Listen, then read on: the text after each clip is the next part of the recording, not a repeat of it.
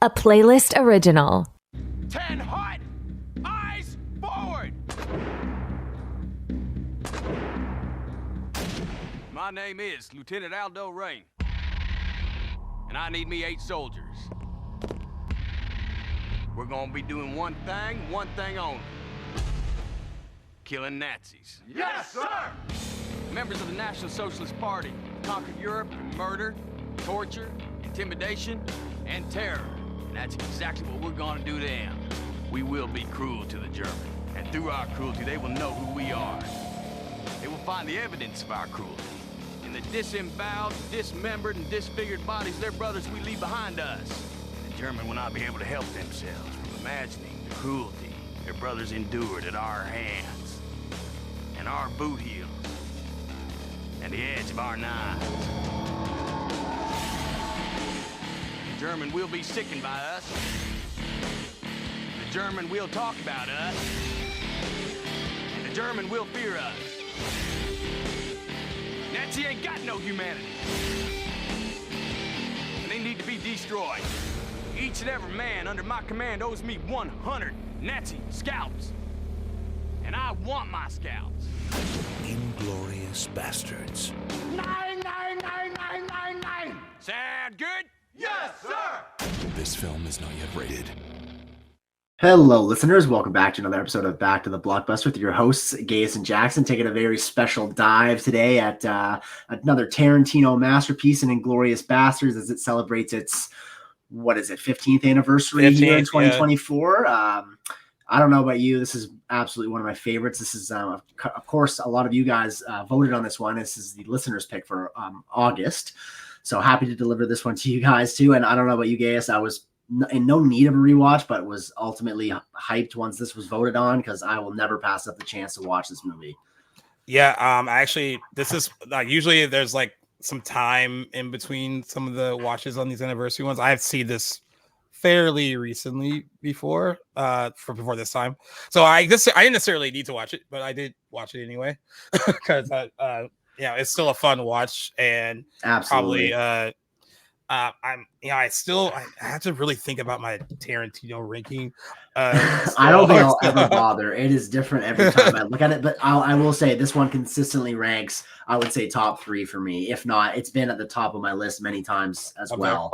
Even just like movies from the 2000s or like war movies. I know this is like doesn't feel like it has like the formula of a war movie, but I still kind of consider that. And whatever list this movie is a contender on, it's usually high up there. I love Inglourious Bastards, but again, like I don't know when it would have been, probably 2 or 3 years at most. But when do you think? Could you pinpoint when you'd last seen it roughly?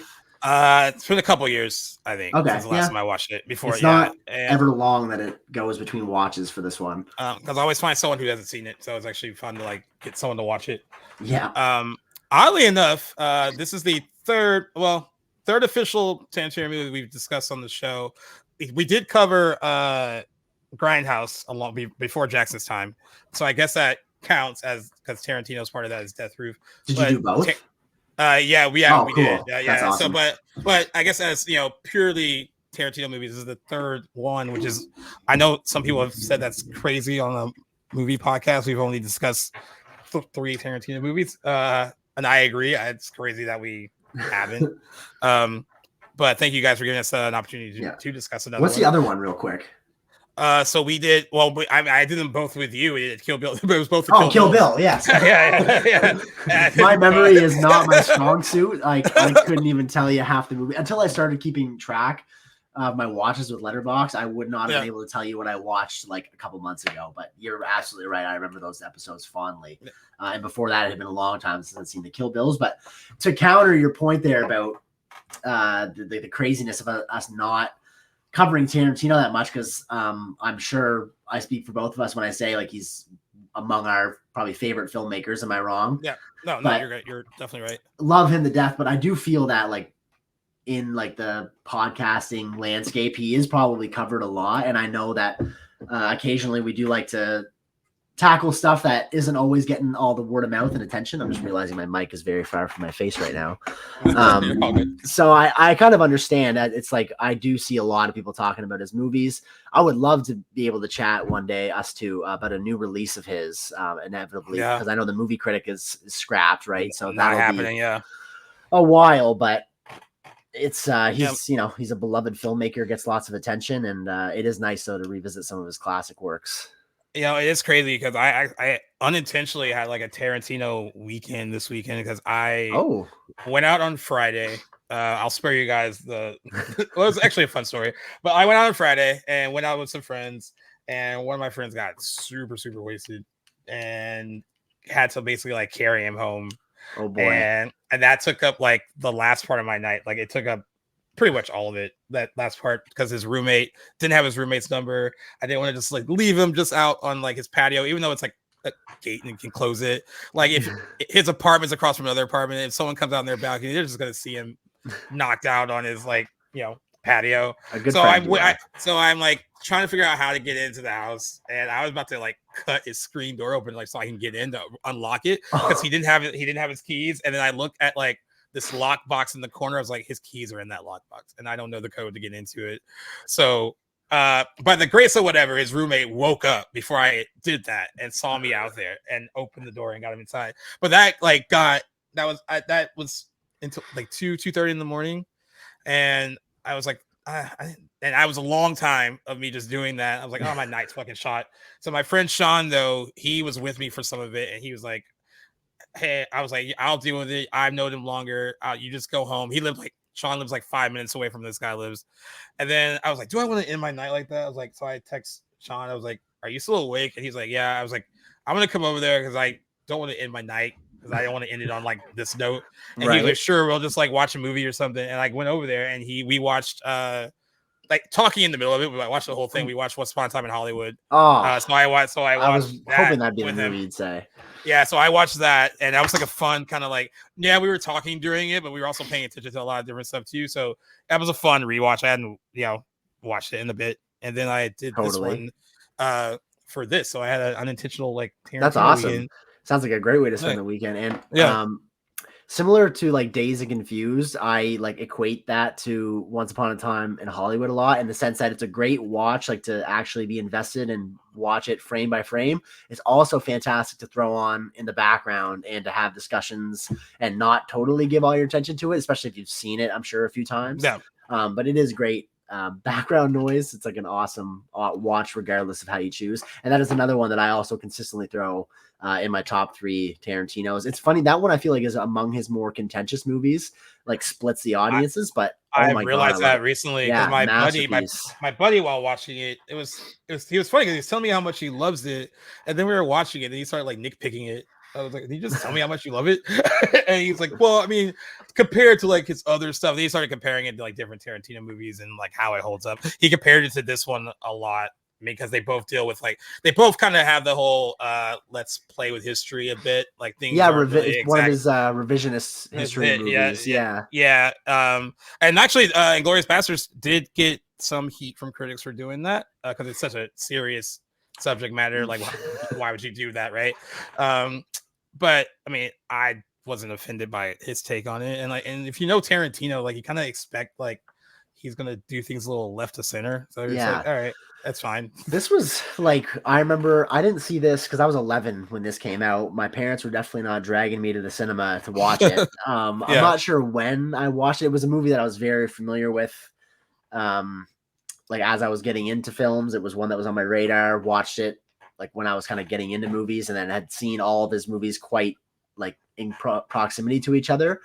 The first one, and I'll get to my point in a sec after I give some context, but the first movie of his I saw in theaters wasn't until The Hateful Eight. So I've only seen 2 of his movies in theaters, which is crazy. But Django, still, I was a little bit young. He wasn't really on my radar to go out to the theater to see it. But by the time Hateful Eight came out, I had been well acquainted with his movies. I'd seen like all of his classics many times. Like he was my favorite filmmaker for a long time. But by the time I saw Inglourious Basterds, I remember like not really being familiar with like this whole revisionist approach to like movies that are tackling some historical subject. So I remember like not knowing what to feel about it. I thought it was like pretty cool that we see, spoiler alert, Hitler being like mowed down by submachine gun fire. I was like, that is something I've definitely never seen anything like that in a movie before. Even a part of the context of like World War II, I've never seen a filmmaker like actively try to undo history like that. I thought it was a pretty cool approach though, and I still really appreciate that part of this movie years on.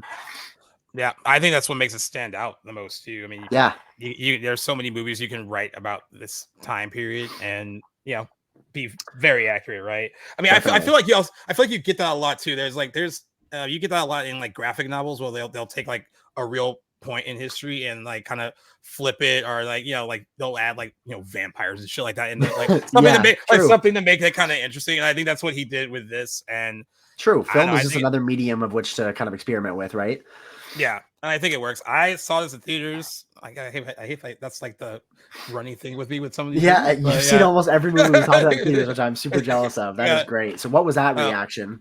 It was fun. I mean, I remember that being like, every Tarantino movie I've seen in theaters has been a really fun experience on like opening night, and once you throw in like the extreme violence and that got people going pretty a lot when we saw it on opening night. Yeah. And then, but also I think I think everyone that goes to see a Tarantino movie on opening night, they know what they're in for. And definitely they love, like, we always talk about Tarantino's dialogue and his visual style and his use of music, like all this other, like everything in it. I mean, is pure like Tarantino.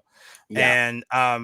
And then when I watched it for this, I forgot how like fun. It's a really fun movie. It's a really smart movie. It's extremely well acted. I mean, I think everyone is good from top to bottom, but there are definitely some actors that like, Christoph Waltz being the main one who is like frighteningly good. Like you get that impression right from the opening scene of the movie. Like so, it's interesting because how evil he's gonna be, right? But there's also like this calmness to him, especially in that opening scene where you're waiting for like, is he gonna like, because the dialogue is kind of quiet with them interacting when he's in the opening scene, and you're like waiting for something to happen, like to go wrong. The guise of politeness that he puts on is I think such a great way to introduce that character, knowing just by nature of the uniform he's wearing what he would be capable of, what he's there to do, and yet playing it so calm, cool, collected, polite. It's such a great contrast.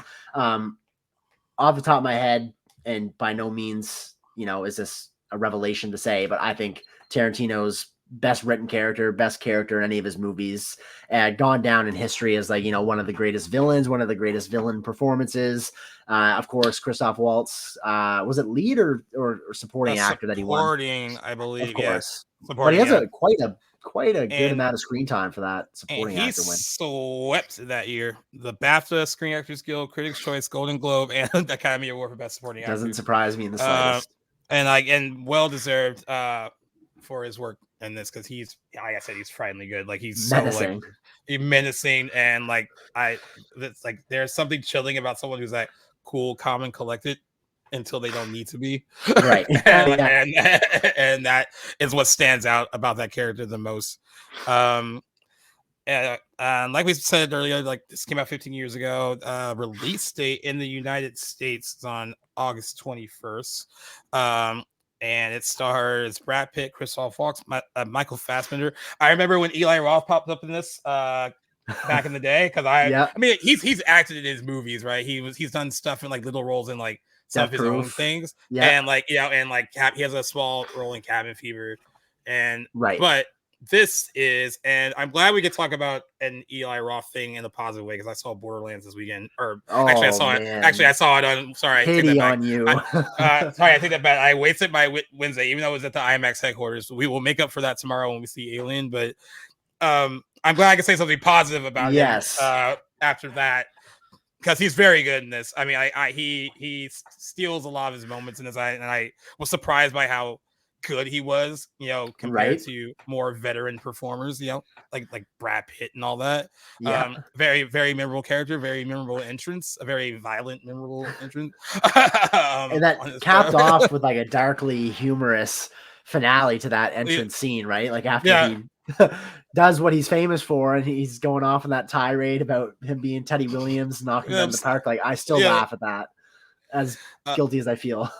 Diane Kruger also in this movie. A little Troy reunion for Diane Kruger and Brad Pitt. I didn't even consider that. Which is nice. And as we said, the film tells an alternate history story of two converging plots to assassinate Nazi Germany's leadership at a Paris cinema. The movie, when it came out, grossed $321.5 million worldwide on a $70 million budget. At the time, it was the highest grossing film of Tarantino's to date. It was later surpassed by Django Unchained in 2012, and then that was surpassed by Once Upon a Time in Hollywood in 2019.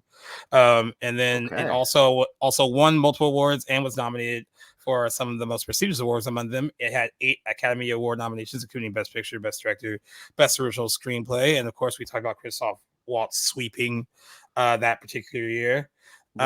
What movie did this lose screenplay to? Because this is such a powerful screenplay. Let me see. I can't believe that. I didn't know it was nominated for 8 Oscars. I neglected to bother looking at that in preparation for this episode. I should have. I knew obviously about Christoph's win. Actually, let me look at the ones that it won. Nominated for 8 Academy Awards: Best Picture, Best Director, Best Supporting Actor for Waltz, and Best Original Screenplay. Yeah, the only one that it won was for Waltz. I wonder what he did lose to. Well, let's see. Screenplay from 2009. It'll probably be something obvious, but I know. Watch me be mad when I see it. Oh wait, let's see. I'm looking at it. Art direction, cinematography, costume design, directing, documentary, film editing. Come on, give me the good stuff. Best picture. They make them so hard to navigate. I know. Let's see. Original screenplay was The Hurt Locker. Oh, okay. That's a great. It also won Best Picture. That won Best Picture that year. Right. Too. Yes. So that makes sense. Okay, that's fair. I'm not mad about that, but yeah, this movie screenplay is a highlight. I mean, I think that's always among my favorite qualities of a Tarantino movie is a screenplay, and this is among his best. Especially like just that opening scene alone. I think it itself is 17 pages of the screenplay. Equating to quite a long scene, but it in itself could almost feels like it could be like a short film. But obviously in the context of the movie, it earns its place. But just some absolute masterclass of building tension. And he has another scene in this movie too that I think is like almost equal with it in the basement bar shoot 'em up scene. Both great sequences, but for more or less the same reason with different contexts. But 2 of my favorite sequences in the movie for sure, and highlighted by the great dialogue throughout. Yeah, you know what surprised me about this movie too? I mean, especially at the time, maybe because it's just Tarantino.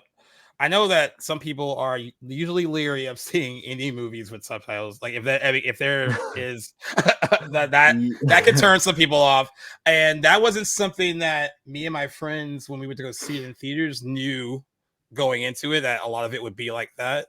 Right. Of course, a lot of it isn't, but like this is also a very long movie, so there's like good mashup of it.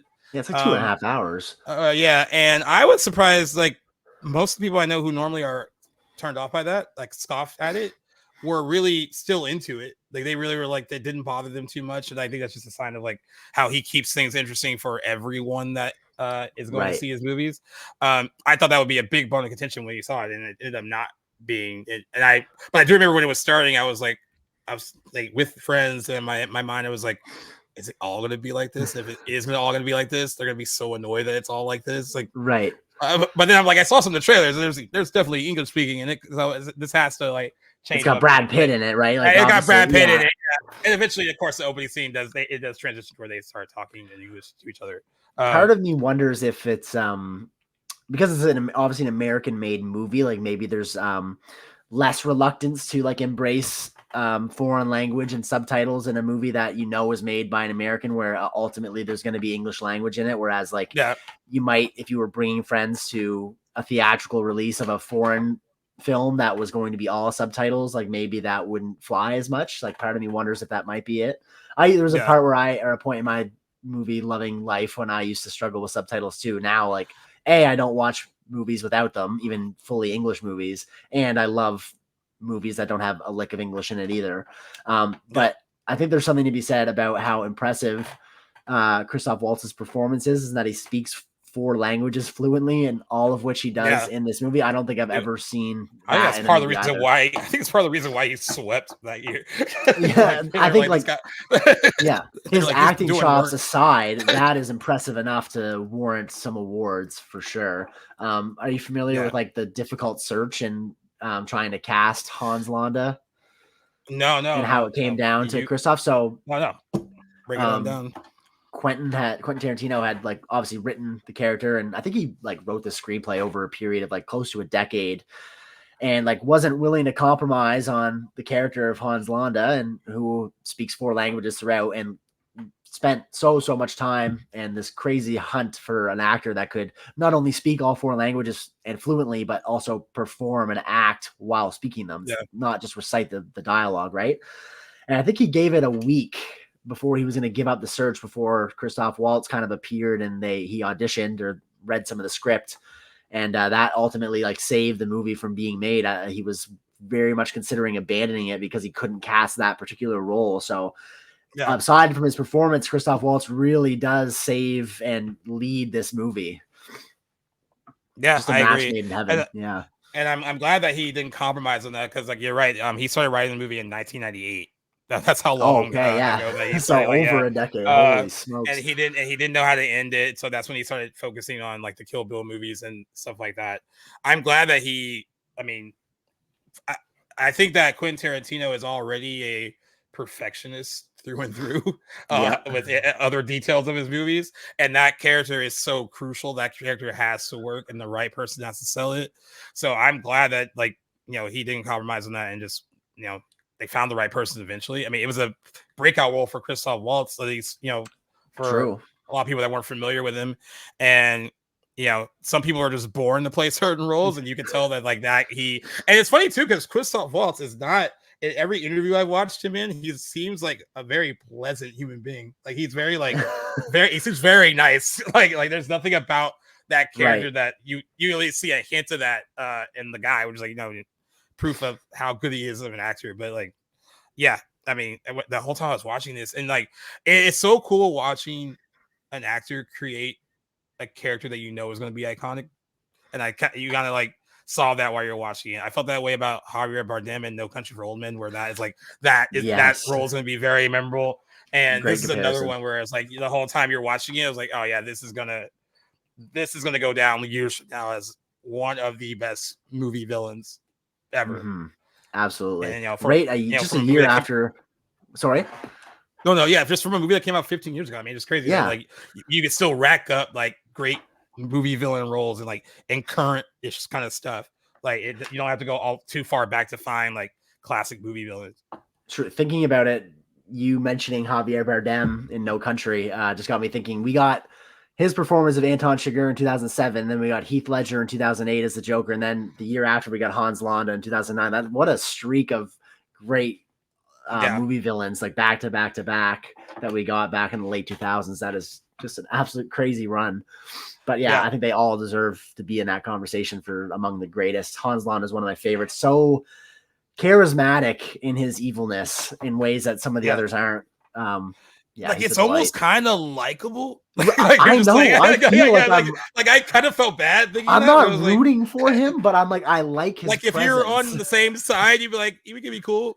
I also love Tarantino's decision to let him see through the end of the movie, and he's still, instead of being triumphantly defeated, he does sort of win. Aside from the tattoo he gets on his forehead at the end.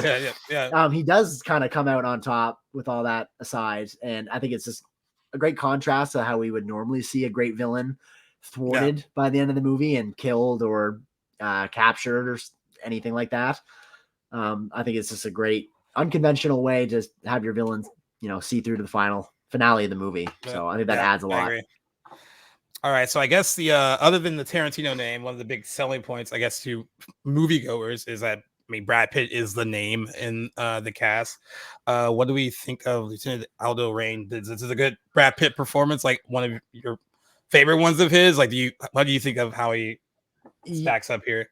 You know, I always love him while I'm watching this movie, but oddly enough, just like hearing you pitch this question, when I am thinking of Brad Pitt, who is undeniably one of my favorite actors, this is not a role I'm usually thinking about. I when never think really about him. think of this one. I'm Yeah. just realizing this now, and I don't know what. I think it's probably because Christoph Waltz steals the show, and there are so many A-listers. It's such a great ensemble cast of great performances that maybe he kind of gets lost in the mix. And he's got an Oscar for another Tarantino movie. Like I think about him in Once Upon a Time in Hollywood. I think, but yeah, I've never really, when I'm thinking about this movie or about his career, I'm not normally thinking about Inglourious Basterds, which is hilarious. I love him in this movie.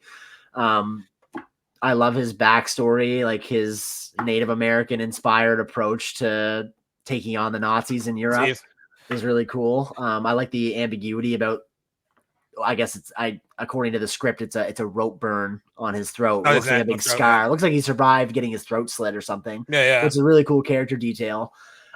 His Tennessee accent, I think it's Tennessee. I don't know. Southern. It's Southern.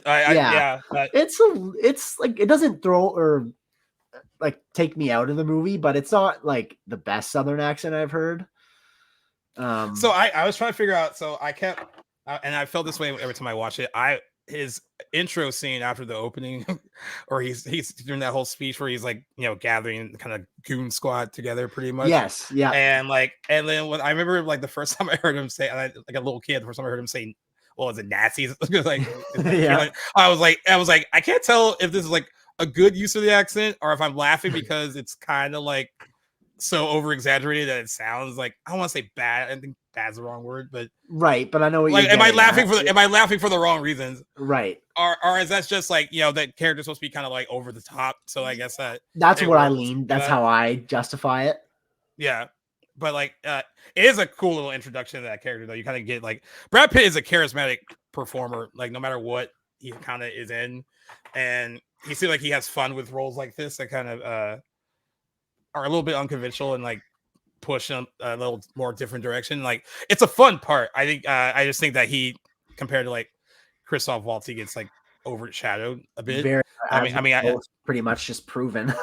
Yeah, I mean, I think there's not like there'd be no, like, I always ask you that question, like, oh, like, do you think like so and so should have gotten awards attention and stuff? I wouldn't have ever gotten the impression that Brad Pitt would have gotten any awards attention for this movie at all. But I mean, it definitely is a role that is fun in the moment. But like, I agree with you. Like when someone's like, "Oh, what's some of your like favorite Brad Pitt performances?" I never think of this one. Nope.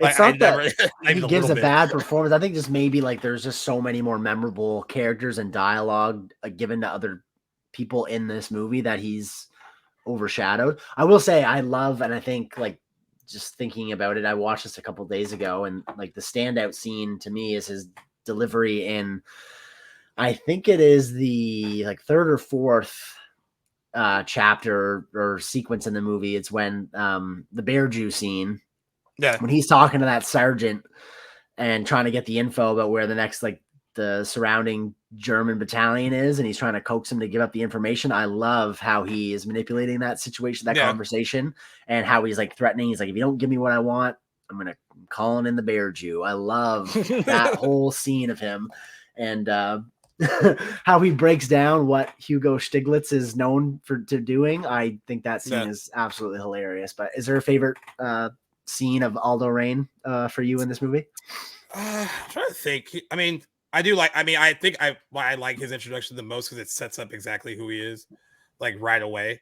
Yeah. And I think that, I also think that a lot of actors can't handle Tarantino dialogue all that well, and Brad Pitt has proven more than one occasion that he can. Yeah. And I love the character that they created together. Like I said, in the moment, like they have some really fun things that they do. But I was like thinking about like, it was weird to me that I don't think about like, not even if I were to name like a top 5 performance of his, I wouldn't even throw this. I don't want to stress and say 10. That might be, I have to think about it. This might can maybe make 10. Maybe like, 10, but not even guaranteed. But it's crazy that it's like it's in such a high level Tarantino movie that a lot of people love, that you would think that it would be up there as one like, oh, I definitely remember like that performance of his in this movie. Right. And it is a weird contrast. But I mean, it's also not just like not standing out against Christoph Waltz. There's so many supporting characters that are still like fun and two and have their own little quirks that make them fun and interesting. That it's not so much that he gets lost in the shuffle. It's just that there's just so many other people that are also interesting too and do some pretty fun things and have some really good scenes. And I mean, I guess and effectively he's the star of the movie because he is the bigger name amongst the whole cast. But definitely takes a back seat to others throughout the movie, which is fine. I mean, I'm sure. I actually wonder, like, Brad Pitt was probably okay with that, like knowing that, like, I even think on paper, Christoph Waltz's character would be like, that is someone that's gonna be more memorable than like anyone else in this movie. So, like, I think you'd have to be okay taking a back seat to that in the movie. Definitely. I want to say this is, I think, with Michael Fassbender. I was like, was this like his like first big thing, like of significance? Or, like, I'm trying to, I was trying to think of like earlier movies that I can name of his that put him on the map for me. I loved him, and I actually remember being very like not actually upset, but like in the context of the movie, like pissed that his character doesn't make it all the way through the end because I just loved him and I wanted him to make it. I love that scene though, how he goes out. But 2009. I can't think of anything. He's a young Spartan warrior in 300 in 2006. Oh shit, not much screen time, but you're right. Not much, and then he is in a 2008 film called Hunger. I've never seen it. Oh, it's Steve McQueen from the director of 12 Years a Slave. Yeah. Oh, yeah. And then 1 year after his success at the Cannes Film Festival with Hunger, he appeared in 2 films, and they said the first would be considered his breakout in Inglourious Basterds. Okay. And the other film was they called Fish Tank. Ooh, and then he did Jonah Hex. Oh, he's in that. Oh boy. Yeah, good. He had a great streak from the late 2000s, like starting with this and into the mid 2010s. Like he was just unstoppable. I think he's one of those people that I wonder if you like feel, because I know you talk about people that get attached to like mainstream blockbuster movies, and he did with like the X-Men. But he's so great in those. But he's like, I mean, I think he makes like, you know, what's funny? There's a lot of jokes about the timeline and stuff. As far as like X-Men First Class linking to, you know, the first X-Men movies that we get with like Patrick Stewart and Ian McKellen, like, are those really the same people that we meet in First Class? But honestly, Fassbender's performance is so good in those movies that I could actually believe a transition from that guy to what Ian McKellen becomes, right? In those later movies. But yeah, that might have been like my, because I don't really remember him in 300, so this will be my first big exposure to him. Yeah, for sure. Because I would have seen 300 before this, and I wouldn't have known Michael Fassbender, but I have watched the 300 since knowing Michael Fassbender and spotting him and knowing he was in it, but like forgot he was in it for sure. But cool thing about in the greater Tarantino universe, I'm not coining that. I borrowed that from somebody else, but Fassbender's character in this, Lieutenant Archie Hickox, is the descendant of another Tarantino character played by Tim Roth in The Hateful Eight, which is cool. I love those connections. I think there's another one in this movie. No, there's 2 in Hateful Eight. Yeah, I love to see when he kind of blends and adds his own greater characters to his universe. So it's cool to see there's relatives throughout his movies and they kind of all connect together. Although I don't think I noticed, and correct me if I'm wrong, or if maybe we don't know, I didn't notice a Red Apple nod in this movie. No, his in-universe cigarette brand. Yeah, he loves his apples in his feet. Yeah, in his feet. And you do get the Diane Kruger. You do get that. So we do get that. It's not nearly as sexualized as his other feet close-ups. I find. It's funny because I watched this in Once Upon a Time in Hollywood. I think the feet stuff in that movie isn't that sexualized either. Like you get Sharon Tate or Margot Robbie's watching her movie in the theater, and it's not proper like movie theater etiquette, barefoot on the back of the seat. But that isn't placed sexual either. Like she's just relaxed and like having a good time watching her movie. I always get the impression though that Tarantino's like, here's my foot shot in this movie, where it's like you said, it's clearly not what somebody would probably do in a theater, and he gets that nice close up of Margot's feet. But at least in the context of Inglourious Basterds, when Hans Landa is interrogating Bridget and he is motioning for her to put his foot on her lap so that he can put on, the Cinderella slipper moment. It feels like it's actually contributing to the narrative, and I feel like it's not kind of like played for Tarantino. Right. kinks, Yeah, but his doodles. yeah. Does it? I mean, when you're in the movie, do you think it's weird if you're like one of the ladies that's like, "Oh, my feet are going to be on display," or you just kind of roll with it? I feel like it comes with the role, and you know that it's coming with the role. I mean, it's not like I'm sure most ladies that he's cast that have had their feet be prominently displayed in his movie have read the script. Yeah. But yeah, I don't know. Yeah, I mean, I guess you want to work with him. You're just like, whatever. Yeah, Comes comes roll with with the role, it. comes Let's with roll with working it. with him. Do you Everyone have has any their other work. scenes that you like really? I mean, most of the scenes I love the opening scene where he talked about. I love the scene where it was at Shoshana when she's invited to the lunch with the German brass, and then Oh yeah, that's a great. and then scene. Hans Landa ends up coming, and like there's all that tension of like for her, like, you know, is he gonna recognize her and all that, and like that scene just played so well, and again with like just Christoph Waltz being just so like good, where you're like, I was like, I wonder if he can tell, or like, or like he seemed like the kind of person that if he did tell, he would just hide it to fuck with her and only to tell her later that, you know, like that kind Right. of, that's what makes it so that scene like edge of my seat kind of, because like you're just like, you can tell that you're feeling that he's- tension. yeah, That tension that he she's feeling, subconsciously knows, I think, because remember there's that moment at the end of that scene when they're having the strudel, and he's like, Yeah. and there's one other thing I wanted to ask you, and he's like staring at her, almost like waiting to see if she's and gonna you're crack. waiting for it. You're waiting for it right there. Waiting for it, and he's like, but I can't remember for the life of me what it is. Must not have been important. It's like, oh, like you feel this like weight off your shoulders. Weight off, yeah. Yeah. Do you have any other scenes like that stand out to you as some of your like favorites in the movie? Oh, this is one of those movies where every scene is like memorable. Yeah. And I like almost every scene as much as the previous one, with the standouts being the opening scene at the La Petite farm and the basement scene. Yeah. But the other one's worth mentioning. I do really like the Hugo Stieglitz montage of him, you know, butchering all these Nazi officers and Brad Pitt kind of narrating all this stuff. I really like that moment. And it's what else was I going to say? Just kind of cool how he narrates it in the context of how he gets the other German sergeant to like kind of mention in my name and speak about his notoriety. And then I love when Brad Pitt, he gets the German guy to like kind of say what he does. He goes, he beats German soldiers with a club. And he goes, he bashes his brains in with a baseball bat. That's what he does.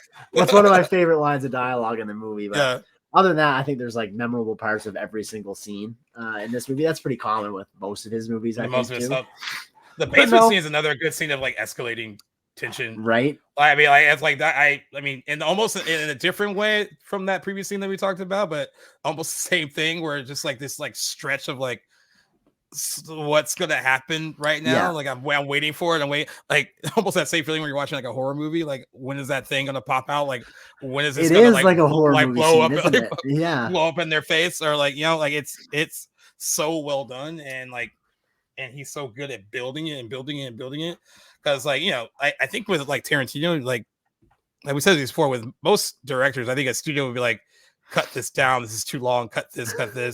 You know, for better or worse, his relationship with the Weinstein is every time this starts, it says this is the Weinstein company. I'm always like, I know. I'm like, forgot. But for better or worse, he had, even if it was contentious at times, it seemed like they let him be him as far as like not like wanting a ton of cuts, not wanting let him cook, as they say. Yeah, like I know like the thing with Kill Bill Volume 1 and Volume 2, that was partly their idea to split it up. Like, you know, this movie would be too long if you don't. That ended up being a good idea, I think. In the long run, so too. I mean, but for the most part, for the most part, they do a good job of letting him go. And because most studios would be like, yeah, this is going on way too long. Even if, like, that's why we always talk about how studio people aren't usually filmmakers; they're like business people. So they're like, this thing as long as it's boring. He's like, no, this will be like this will play really well, fucking packed theater. Like when they're like wondering like, how is this going to play out? I'm glad at least that he has like that free reign to do that and not have to worry about trimming anything that he doesn't really want to trim. And that's, I mean, I never really care when a Tarantino movie is too long. I know The Hateful Eight for some people is really long.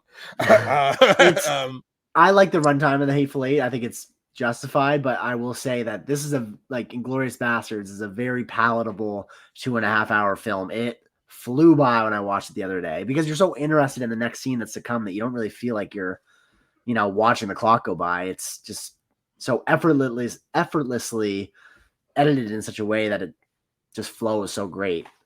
Yeah. I also think it's he does a good job here blending, like in the movie in general, like more serious moments that are also blended well with like comedic moments too. Like the opening scene is a good example because like that a lot of that is played that there's so much tension in it, and it becomes like this whole serious thing when you realize what is completely going on. As soon as they like kind of move the camera down to the floorboards and you know that they're hiding there, and you're like, oh, and then like you know how serious it's going to be because he's like talking to him, basically telling him like, you need to tell me like, you know, where they are. And like that single tear that falls down the guy's face, like, man, like it's such a serious moment. But then like the movie's also good at like throwing in like all these like comedic little jabs too throughout the movie too. I don't think every writer director can't do that with ease. And that's kind of hard. And in a movie like this, I think that's hard because you're dealing with a serious subject matter, right? I mean, it is serious, and you have to just go on the ride with him and just accept it. Which I think that's why maybe some people were left polarized by it because it's a subject that's way too serious, and some might not think like even approaching it with like a bit of dark humor isn't funny either.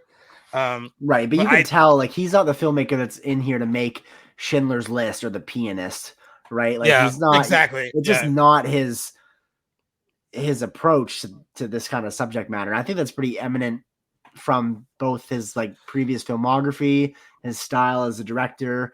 I'm sure you could watch the trailer for this movie and know this, you know, you're going to get a little bit of something more than just your traditional World War II, you know, sort of typical storyline. So I think if you're offended by it or put off by it, like you kind of, I don't want to say brought it on yourself, but if you went in blind, that'd be the only way I think that could be a defense. But like, if you know Tarantino at all, then this would not be the kind of the subject matter to go in and expect to be taken completely seriously. Not that it's disrespect. I don't think it ever like I've never felt disrespectful territory. Yeah.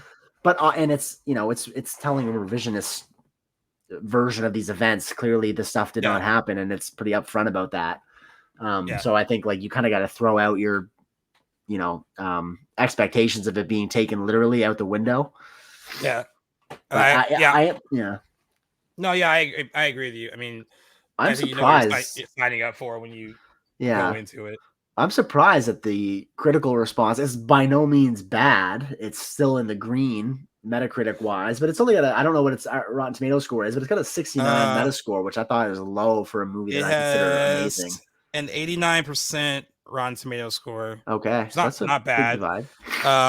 I got an A- cinema score from opening night audiences, so they liked what they. Okay. Now, what's great? I think what you saw first, they said the critics' initial reactions at the Cannes Film Festival were mixed. The film received an 8 to 11 minute standing ovation, of course, always as it can, from critics after its first screening at Cannes. Although several critics dismissed it, saying Tarantino gets lost in a fictional World War II. Despite this, other critics praised the film, but said that it was not a masterpiece compared to his other work. Someone from Variety said Inglourious Basterds is a great fun film to watch, but the movie isn't entirely engaging. You don't jump into the world of the film in a participatory way. You watch it from a distance, appreciating the references and the masterful mise-en-scène, but that's about it. This is a film that will benefit from a second viewing that could make it better. So that's what they said. The Variety said. And it is very rewatchable. I will give them that. Yeah. James Bernelli of Real Views gave it 4 out of 4 stars, said it was his best movie since Pulp Fiction. And I agree it was with that too. One hell of an enjoyable ride. Roger Ebert gave the film a 4-star review. Said Quentin Tarantino's Inglourious Basterds is a big, bold, audacious war movie that will annoy some, startle others, and demonstrate once again that he's the real thing, a director with so many delights. But yeah, most of the praise went to Christoph Waltz's performance. But yeah, the main issues were it. I'm reading here is how it changed. A lot of historical facts for entertainment. I don't know. I don't look at that as a reasonable excuse to criticize the movie, but I'm not a film critic. I don't know. I was just thinking though, hearing Roger Ebert's review, he must not have been alive too much longer after this came out. I didn't even would have guessed that he was alive. No, still. I wouldn't have guessed that either. I think he passed away. Let's see, 2013. So okay, so a little bit afterward. But I think he was. I want to say he was sick at this point. I'm trying to remember when, like in the early 2000s, he was diagnosed with cancer of the thyroid and salivary glands. I know he had to stop being on his like show because he couldn't speak. So he only can Oh, write. what a Yeah, shame! 'cause I didn't know that. yeah. For some reason, I thought he had like cancer. More like I thought it was like.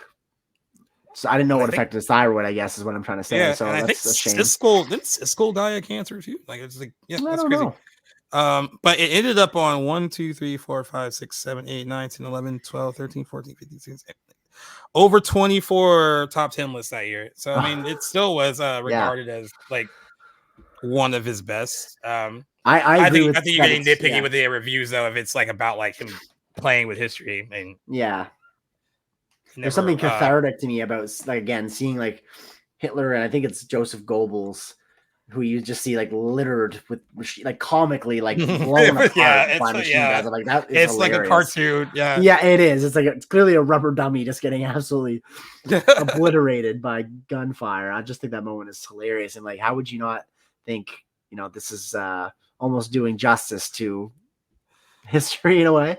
Yeah, you're creating your own version where like this is what you wanted to see, like deep down. I want to touch on another thing that you mentioned from the critics, though. What do you think about the comment on this being his best film since Pulp Fiction? Do you agree or disagree with that? Are there movies that you like more in between those two? See, I always like run into an issue here because I do love Pulp Fiction. I think it's a great movie. I think I told you this before. Rewatch value. No. Rewatch value though, like I love Jackie Brown. I know that's not considered like his best movie. Right. But I personally love it. Yep.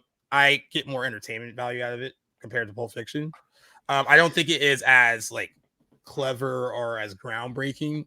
I can appreciate how groundbreaking Pulp Fiction is as a screenplay and film, but I'm more into the story writing, ensemble acting in Jackie Brown compared to Pulp Fiction. So that's why I always think it's hard for me to like rank his movies, because I think much differently than other people. Like I've gotten like blasphemous looks when I say I like Jackie Brown more than Pulp Fiction, and like maybe you want to give me side eye too right now. It's just funny the difference, because like it's not one of my. I still really like Jackie Brown. I've only seen it twice though, so like by far the least of any Tarantino movie. So I can't really like weigh in too much, but I do like Pulp Fiction quite a bit. But I have like a big affinity for like Django Unchained, and I know I haven't watched that in a bit too. I should probably rewatch that. I think if I was basing it on what I feel like the last time I watched Django Unchained, I think I like that. I think I like it a little bit more than this movie. Okay. Smidge. I can tell you which of his films I like the least, and I still think it's good. The Hateful Eight is probably the one, but I've only watched it once. Oh yeah, I think we chatted that before. Yeah, I haven't seen it more than once, and that based on that one watch. 10 years next year. I know, so maybe that'll be the time. But that is my least favorite. But that's like saying like what your least favorite Nolan movie is. It's still good. Exactly. Like it doesn't really matter. It means nothing, right? It's like you still really love it. But yeah, so I guess I would say if I was using that as his best movie since Pulp Fiction, if I have to use Pulp Fiction as the springboard, I would give. I like Django a little bit more than this, but I mean, but also I need to watch it probably again because it's been a bit. So who knows? What about like okay, so like not exclude like in 2009 then like excluding. Okay, okay. So if I can think about like what it was like when it came out, then probably it would be up there. Because I think what I like about him is that it seems like he grows continuously throughout each film, even if you don't like. You might like a certain movie less than the one before. There's certain things that he's doing, with the camera and writing and all that, and like the actors he's putting together. Like he's still growing with each movie. And by the time he got to this, I think it's much more as a film. I think it's a better film than like both the Kill Bills, and I actually really love those movies a lot. But I think it's a better film than those. So I at the time when I saw it, I could say that I thought it was better than those movies. I think he consistently creates more interesting characters as his filmography has gone on too. Yeah, I agree. I know what you're going to say. I think it is his best movies since Pulp Fiction for you. At the time that it came out, I think so too. Yeah, absolutely. Like those two would be among my favorites of his. So it's weird. Like some of his movies I feel like I can compare like movie to movie, and then but like when I'm looking at movies like Pulp Fiction and Inglourious Bastards, like those movies are nothing alike to me.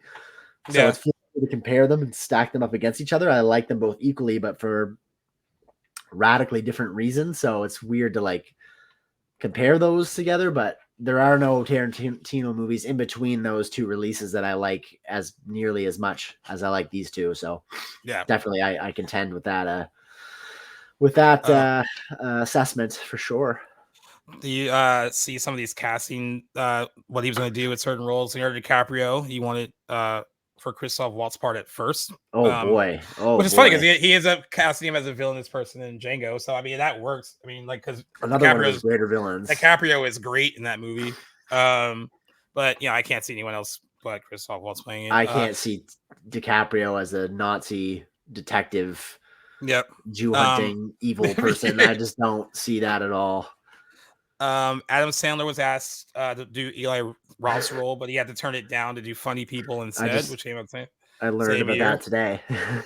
Funny People is a problem. I mean, like it's way too long, and it was marketed as like a pure comedy. And I don't mind that it gets serious at points, but I don't know anything about that movie. I think it pushes like, it's 146 minutes, and that's way too long for a comedy. Judd Apatow movie. Yeah, but he turned it down for that. I don't know if I would have turned it down. Like I would have been like, I guess he has more of a connection to Judd Apatow, so that's why Adam Sandler would want to work with him. But when else would Adam Sandler ever get the invitation to work? Yeah, that opportunity to work with Tarantino. I can't think of it. That's interesting. Yeah, I was surprised when I heard that today. Someone did like a deep fake AI video of Adam Sandler over Eli Roth, like in his role, and it was hilarious. But no, Eli Roth was definitely the better choice. Simon Pegg was going to have Michael Fassbender's role, but he had to drop out due to scheduling conflicts with the Adventures of Tintin. That's weird too. I guess you're working at Spielberg, so Spielberg or Tarantino. So hard choice. Way. Yeah. It's interesting to see like who could have played some of these roles. Like there's certain people I'm like, oh, that'd be great, but then like I think when you're so used to certain people playing those parts, that you're like, I can't imagine anyone else really doing it. How is Simon Pegg supposed to convincingly hold a conversation in German? I just can't imagine that. Like Fassbender's such a great casting choice for that. Yeah, he is. Like he's pretty perfect for it. Mm-hmm. And I wanted to the female roles. No, it looks like I know he wasn't a fan of Diane Kruger for Bridget von Hammersmark, and he kind of gave her almost like a last-minute pity audition to kind of convince him to do it. I read about today. He wanted Natasha Kinski. Yeah, he wanted her to play that part, and even for the Germany to meet her, but they couldn't get a deal reached. And then he cast Diane Kruger instead. But what you just said. It was something that he begrudgingly kind of did. Yeah. I mean, I wonder if he kind of while they're doing it, he probably got the impression that all right, she's good for this. But I think if you're a director, if you have a certain person in mind for a part, and then someone else, I mean, you don't get that person, you settle for right. That would be hard to contend with. I hate to say second best, but she is good. She is good in the movie. I mean, miles ahead of what she was doing and stuff like Troy. I mean, not saying that she was bad in that, but like just material given to her. Yeah, this is meteor material for her to play with. I actually liked her. I mean, there's a movie called Wicker Part with Josh Hartnett. It's really underrated. She's really good in it. Rose Byrne's also in it. Another Troy in that movie. She's a good actress. I feel like she doesn't like. What is she doing now? Like not a whole lot. I feel like she should be more like consistently working than she is. Because she is super talented. It's a name I remember while watching. This is always like a standout role. She was in the National Treasure movies. I forgot about that. But I remember watching this the other day and being like, where do I know her from? Like I know the name Diane Kruger, and I feel like it's a bigger name than I'm like giving it credit for. But it's funny because we covered her in Troy. Yeah. I didn't even remember that was her. But she's super talented. Man, she's really good in here. And it says standout female role. And also more proof that Tarantino writes standout female roles for I mean, you can say whatever you want about him, but he's always been known for doing that to they get to play an equal footing with the men, and usually sometimes are a lot stronger than the men too. Exactly. You can tell he had a lot of respect for women and doesn't want to write them in a demeaning way. So I would give him a lot of credit for that. Absolutely. He writes some pretty badass female characters. Yeah. I was just thinking the scene where they go undercover to the Nation's Pride premiere, which actually that plays like kind of like a comedy, almost like screwball comedy, because their accents are like, it's like their accents are all just really bad. And I think Aldo doesn't even try to like really do a convincing accent at all. It's like, like I said, it's a fun thing too. It's almost like you're mixing in this like kind of like for a moment, this kind of like screwball comedy for no real reason. And like, I don't know, like the balancing of tones that he does throughout the movie just so good, because it fits really well though, right? And I love how he gets Hans Landa kind of just to play it for laughs. One more time. Let's hear it.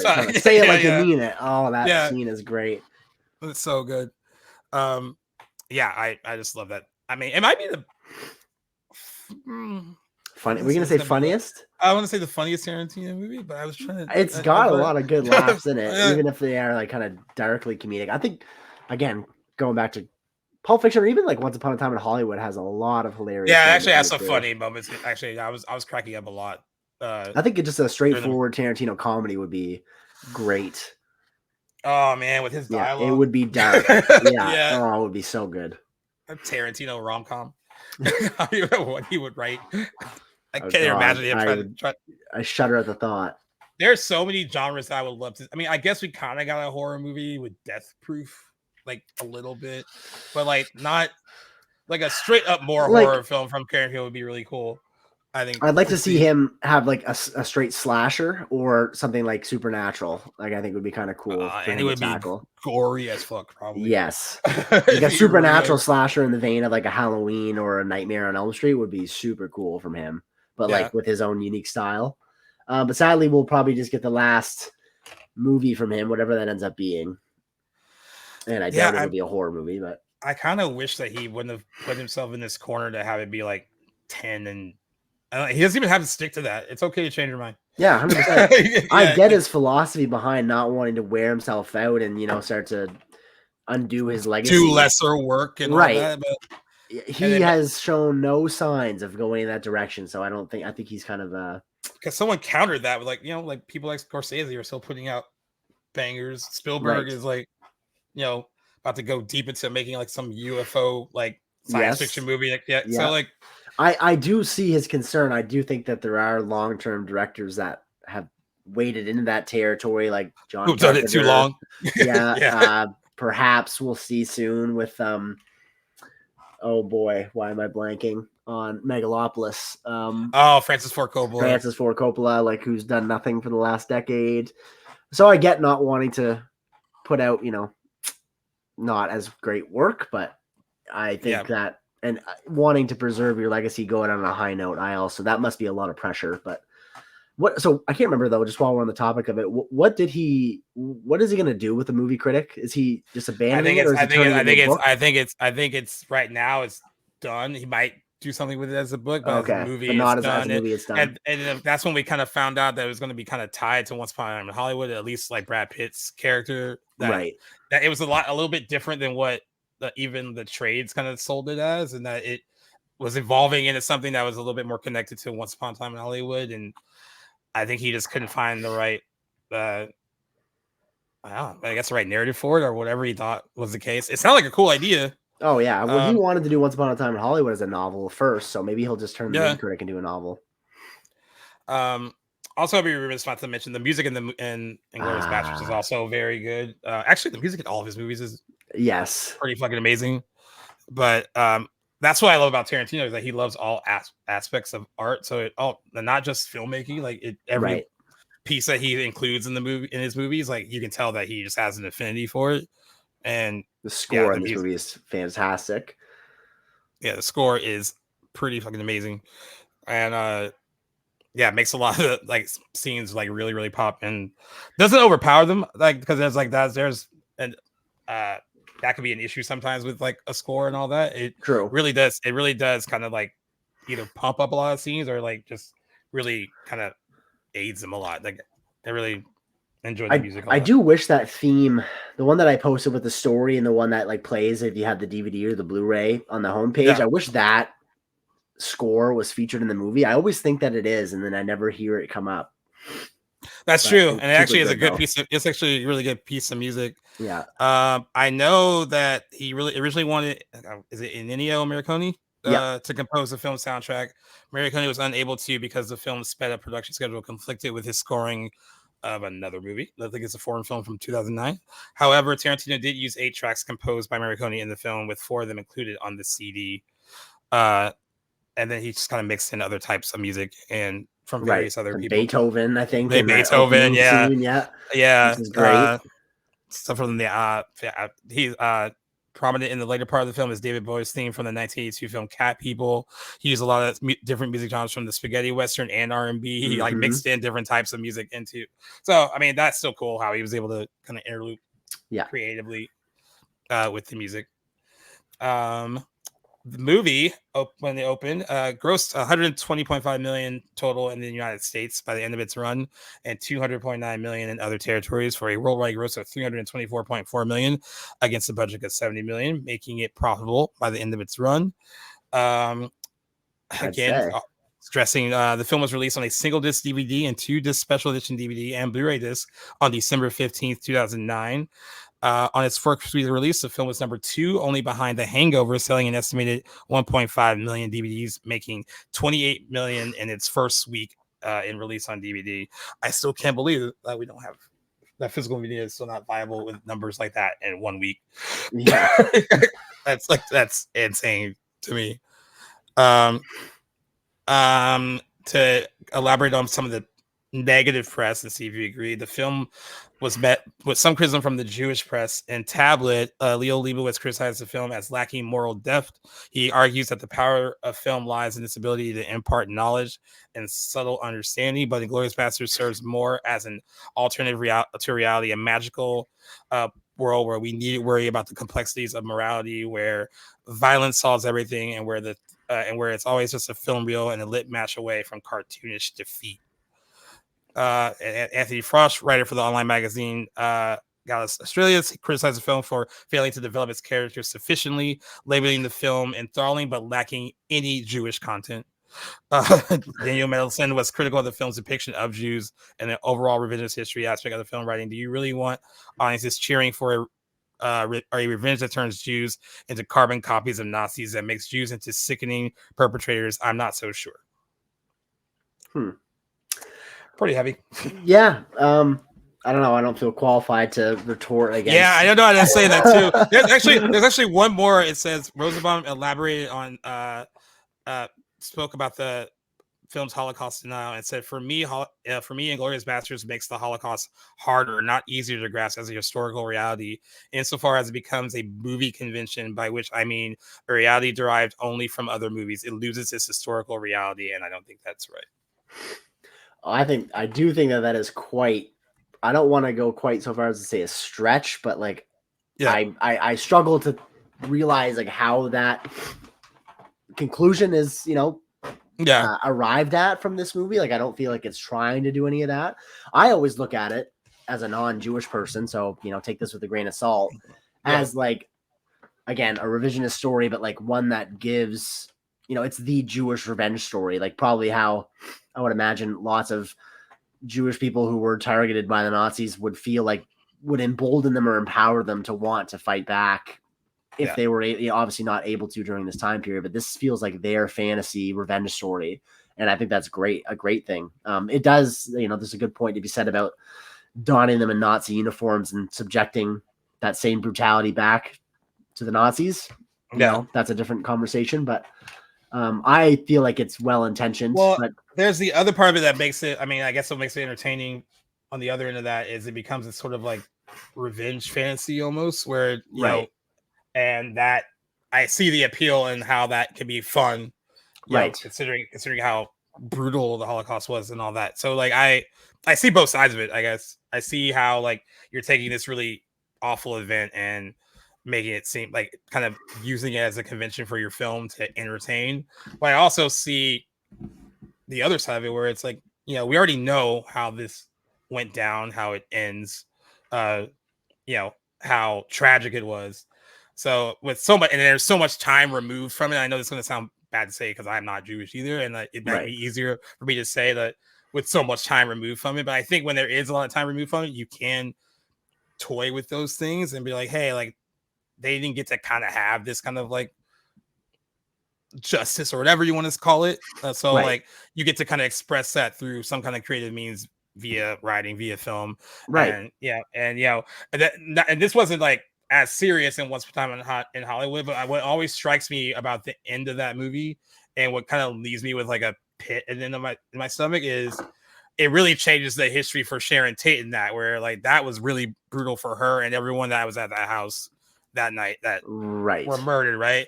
So that change of that history and having it be that nothing happens to her, and then that closing of the movie is like her greeting them and like inviting them into her house, and like she's being as likable and as nice as like everyone at that time and everyone who's written about her, everyone who knew her, like talked about her being that not knowing that I know what really happens, it was still like kind of like a nice little like, oh, you get to have like a little happy moment, even if it's faking in the movie. Right. So I see both sides of it, I guess. True that. I guess the opinion lies with those who'd be affected by it.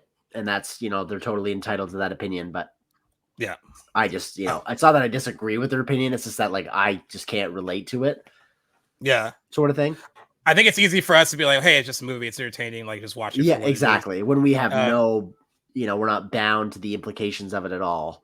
Yeah, I mean, because I know other Black people that don't find the humor in Django Unchained, and that's completely understandable. I get that. That's always been a bone of contention between like Spike Lee and Quentin Tarantino, because Quentin Tarantino writes like he writes Black characters as he knew them. This is someone that grew up around Black people. He wasn't just like writing them like from scratch, which is why Samuel L. Jackson, who loves both of them, has worked with both of them multiple times. Has always tried to explain to Spike Lee that like, hey, like this isn't someone who is trying to be racist or anything like that. He's writing what he knows, and he's not. If he was perpetrating and like faking it, then I doubt Samuel L. Jackson would work with him as much as he's worked with him. Right. So like, if you're gonna write to history, you got to write it accurately. So I think that's why with something like Django Unchained, why someone like Samuel L. Jackson and Jamie Foxx were so willing to do that movie, because you're writing the history. Like that's what that time period was. Now I know some people took issue with getting to that point to say those things. DiCaprio was one of them. He didn't really love having to say some of the things that he wanted to say. But yeah, I think that I can understand if like if there's if you have a personal connection to the history or story, that it's a lot easier. Not as easy for you to be like, oh, just shut your brain off and just enjoy it. Exactly. Which at the end of the day is what I'm, as much as you can do that with a Tarantino movie, there is also a lot of subtext to enjoy and analyze, but you can kind of decide how you want to watch one of his movies. And after seeing it so many times, I am trying to just turn my brain off and enjoy the entertainment in front of me. I did want to ask you before we wrapped up, as far as and I guess like thinking, because I know you might be a little bit removed from some of his other movies right now, but as far as visually the look of it, where do you think it kind of ranks its term as like visually amongst his films? Oh boy, you know what, oddly enough, just wasn't something that I was really considering while watching it. The cinematography is great in this movie, but I feel like most of his movies, maybe like Death Proof and the Kill Bills aside, they're shot very similarly, so I would kind of equate it to like any of his other movies. The set pieces, I feel like he's got more like bold set pieces in some of his other movies, but he does a great job at filming like the French countryside, the German countryside. But other than that, like there's not like, you don't get like the big sprawling snowy landscapes of the Hateful Eight or like the southern plains of Django. So I think maybe because it's absent of like some shots like that, I would put it maybe somewhere mid-tier, but like cinematography considered, it is still a wonderfully shot movie. But you know what? Not a standout component of the movie that I'm usually thinking about. Right, because like because I watched Once Upon a Time in Hollywood, like I said this weekend too. That one stands out to me visually. But I think that's because I had like from LA. So even like looking at a movie about True. old LA, like even just so I watch how he brings that to life, and like just think about any documentary I watched about anything that took place in LA at that time, like he really nailed that look of like, Yes, he did. and not just the visuals, like costumes and all that. So that movie has been one of my favorites of his visually. It's like there's like a connection to it as well. Also, I'm actually surprised just looking at his budgets. He's kept his budgets. I know Django's $100 million budget. It looks like Once Upon a Hollywood was 90 to 96. And Glorious was 70. He's kept his budgets like relatively pretty reined in, yeah. And that's also surprising. I get another example that you don't need to spend a fuck ton of money to even with big A-list ensemble casts too. That's pretty impressive. I imagine that most would be willing to take a pay cut to work with him. Yes, I'd imagine that's probably the case too. Yeah. Before we score it, I want because someone's like, because when we talked about like I don't know how to rank this stuff, right? Someone suggested that this will be at the end of the year, maybe if we do it. they're like you guys have to like try to get like a definitive ranking of like, oh boy, either like his movies, because they mentioned it. Someone listened to our Eyes Wide Shut episode. They're like, oh, I would love to hear your ranking of Stanley Kubrick's movies. I couldn't do it. We couldn't do it then because I hadn't watched some of his stuff in a while. There's stuff I hadn't even like seen, so I need to do that. True that. But we've both probably seen every Tarantino movie in multiple times at that, so it's definitely an endeavor we can take. There's some like I'm more further removed from than others. Yeah, me as well. I would need to see The Hateful Eight again because only once isn't fair to that. But yeah, maybe something we'll do later in the year. That could be another example of like if you find a movie that you need me to rewatch that I haven't seen in a while, like we could like compare those two movies, like how we did with Mother. Yeah. That'd be kind of fun to do again. How that ended up going, I found a little bit to enjoy, like slightly about Mother. Right? And you were still like, still sucks. Yeah, that's right. Don't like it. That'd be fun to do again. I like that. So that was fun. All right. I have a feeling I know where you're gonna go with the score, but yeah, easy 5 out of 5. Like nothing bad to say about this movie at all. Super endlessly entertaining, endlessly rewatchable. One of my favorite movies from one of my favorite directors. Like, you know, I won't waste anybody's time. It's an absolute 10 out of 10, 5 out of 5, 100% score for me. But what about yourself? I'm gonna, for now, and I could totally change this. I'm gonna 4.5 out of 5. Just not wrong at all. I don't think that's bad. Where do you take away half a point? Like, what is exactly? Like, can you pinpoint where that half a point comes off? Even though I don't mind the length entirely, it's a little too long. Okay, it felt a little long watching it, but I mean that could be my only thing that was a little bit of a detriment. For sure. And yet I found that it flew by. It's funny. See, yeah. But it's so funny because when I watched Eyes Wide Shut, which is long too, I didn't feel that was too long. And I think it just depends on like, you know, subject matter and all that stuff. But absolutely, it's a very small half a point being taken away. Oh, absolutely. I'm not gonna. It's a really solid. That's a movie. fantastic score. Yeah, exactly. Yeah. We've all agreed that, at least on here, that he's never made a bad movie. It's a pretty flawless filmography. Could throw him in there and Christopher Nolan, David Fincher minus Alien 3. Right, and you can forgive him for that, right? Yeah, that wasn't even his fault. So, I think it's solid. It was good to revisit it. I'm glad you guys picked it. Like I said, we both didn't really need to watch it again, but we happy to have done it though, for sure. If not for this podcast, then it would not have been that long. Now I would have rewatched it anyway. So yeah, for sure. I'm just wondering what I'm gonna watch next by him, but time will tell. Maybe you gotta rewatch Jackie Brown. Yeah, it could be. It's even not been that long since I'd seen it, but I think the one I'm most due for rather would be, well, if we not had just covered it, I would say the second Kill Bill, but it might be Hateful Eight too, actually, for me. That or Reservoir Dogs, but yeah. Yeah, I mean, man, I wish I could as far as like movie opinion stuff goes, the Jackie Brown thing I've gotten a lot. I've only met 2 other people that like it as much as I like it. They're like, they think they actually like it more than Pulp Fiction. And I was like, hey, we're on a little island. We're on a little island all by ourselves together. Yeah. Like no one else likes it that much. But they all make the same opinion about, you know, it's not one of his original stories. It's based on the book, so they think that kind of takes away from it a little bit. I suppose, yeah. Like he's kind of tied down to, you know, sticking to like the source material, and but it still feels so much like him. Like maybe because Elmore Leonard as a novelist was so close in style and writing to what Tarantino could create. I mean, he did Out of Sight, which we covered on the show. True. Wow, a long time ago now. Yeah. Well, earlier this year, I think, right? Like, no, I think Out of Sight was because that was a '98 movie, so like we would have done. Oh no, that's right. Yeah, that's right. Done it last year. Time's fine. Wow. I mentioned this to Mark. I was like, I think Jackson has officially been on more episodes of the show compared to any other co-host we've had from the start. I would hope so by now. Yeah, by now you have. Yeah, you have definitely been on more. It's been a year and a half, which is doesn't sound like as long as it feels like it's been. I don't know if that's the same case for you. No, I mean it feels like it should be longer, and not right. Yeah, but it's only been it's only been like roughly 18 months. Yeah, it's just crazy. Not the way some people might be thinking. We just said like, oh, it feels longer. No, we mean like it feels like we've covered a lot exactly in that time. In a year and a half, but I was really happy to do this one. Thank you guys for picking it. Yes. Again, we've been like this has been a weird scheduling thing for us where we mix matching our July and August anniversaries. Full disclosure, I filmed an American Pie one just before we did this.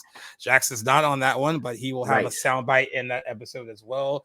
And then we have one more July anniversary that we're gonna be doing with Ty for True Lies, and that will end July. However, we're back up to speed. However, we're 2 down for August with this. Yeah, so that's true. Good.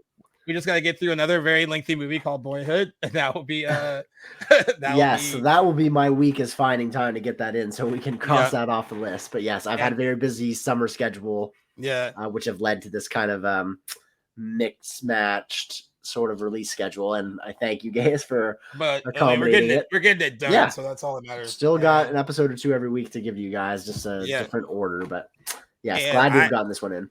And I don't know what we're doing for September, guys. It's a very light anniversary month. We might just kind of focus that on Tales of Horror. We're still figuring that out too, because it picks up again in October or November. So maybe it was a blessing that the September anniversary slate is very slim. So I think we've brought as much to you this summer as we could. As we possibly could, yeah. I have to redo the count, but like we might top what we covered last year. Perhaps we still have a kind of a debate or a bet, rather, if we would have by the end of the year. Yeah, I'll count this up again and like tell you where we're at. I'll message you and it's like, do you think we can beat that number before the end of the year? All right, we'll see. Yep. All right, take us home. All right, so yes, that's it. This is episode 189. Is that what we decided? Right. Yep. back to the blockbuster. Again, it gets confusing because we've been doing so much. Thank you guys for listening to our 15th anniversary chat about Inglourious Basterds. Your listeners' pick, a good one as always. You know what? If we don't have something for September anniversary-wise listener picks, maybe we will give a listener pick for Tales of Horror because I'll be doing that in September. So to make up for great compromise. Make up for the fact that we may not have a big anniversary slate for you in September. As always, if you want to listen to us, you can find us on Apple Podcasts, Spotify, Good Pods. Those are all really great, but Playlist is our podcast studio network, and they have an app in the iOS store or the Google Play Store as well. So make sure you download that and listen to our show there if you can. You can also find us on YouTube where you can subscribe and watch our handsome faces talk about movies as well, if you want to do that. And despite a very busy schedule, we are still keeping up on anniversaries and news. And thank you for keeping up with us. Jackson, thank you for being sport while being very, very busy. I appreciate that as well. Wouldn't miss it. Thanks for dealing with my sniffling. Despite us being super, super busy, I feel like we are on a roll still, and I feel good about it. So agreed. So thank you guys for listening. Until next time, enjoy yourselves. Jackson, always a pleasure. See you soon. Likewise, my friend. We'll see you guys. Thanks for tuning in. Peace.